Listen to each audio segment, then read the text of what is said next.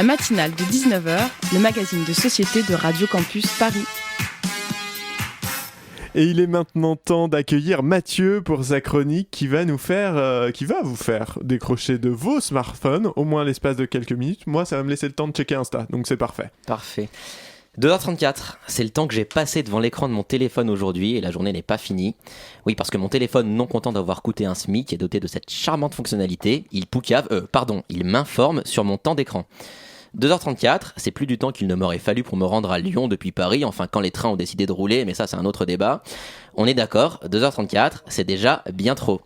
J'aurais effectivement pu employer ces 2h34 à réaliser des activités autrement plus intéressantes, comme lire le dernier bouquin de Frédéric Beigbeder par exemple. Mieux encore, j'aurais pu donner de mon temps à une association ou encore me consacrer davantage à la rédaction de cette chronique pour le bien de tous. Et pourtant non, que dalle, j'ai préféré perdre plus de 2 heures de ma journée, que dis-je, de ma vie, à me couper du monde tel un homophobe en phase terminale. Oui, un homophobe, autrement dit une personne qui souffre de nomophobie, la maladie qui décrit l'addiction pathologique au smartphone. Bref, pas plus tard que tout à l'heure, j'étais avec mon pote Tom et on était en train de comparer nos temps d'écran respectifs. Et à ce jeu-là, je peux vous l'assurer, tu te sens tout penaud quand c'est toi qui as le plus gros. Récemment, un collectif s'est même créé pour dénoncer l'omniprésence des écrans.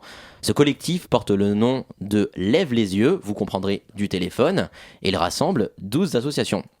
Chacune donc tire la sonnette d'alarme et organise par le biais de ce collectif les premières assises de l'attention. On en est là.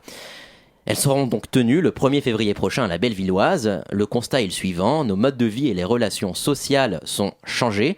En cause, les plateformes numériques qui happent toujours plus notre attention. En 2019, le temps d'écran quotidien en France correspond à l'essentiel du temps éveillé, c'est assez catastrophique.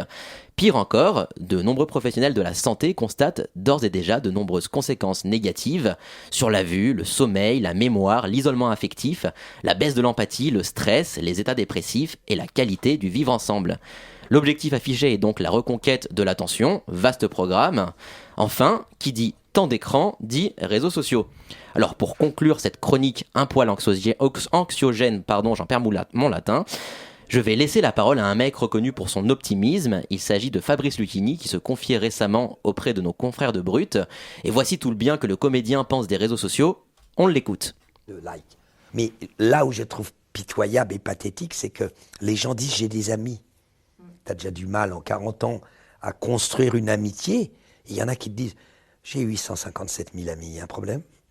Là, on est dans un autre problème. C'est-à-dire qu'au lieu de regarder le paysage, au lieu de regarder l'être, il le photographie avant.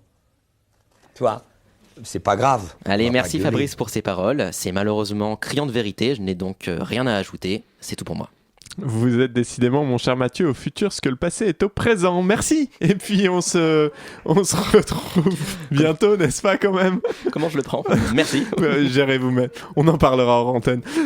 Tu es toujours sur les ondes de Radio Campus Paris et comme chaque soir, c'est l'heure du Zoom culturel avec Colline qui reçoit l'auteur de Nul si découvert. Nous proposons une programmation qui se veut décloisonnante.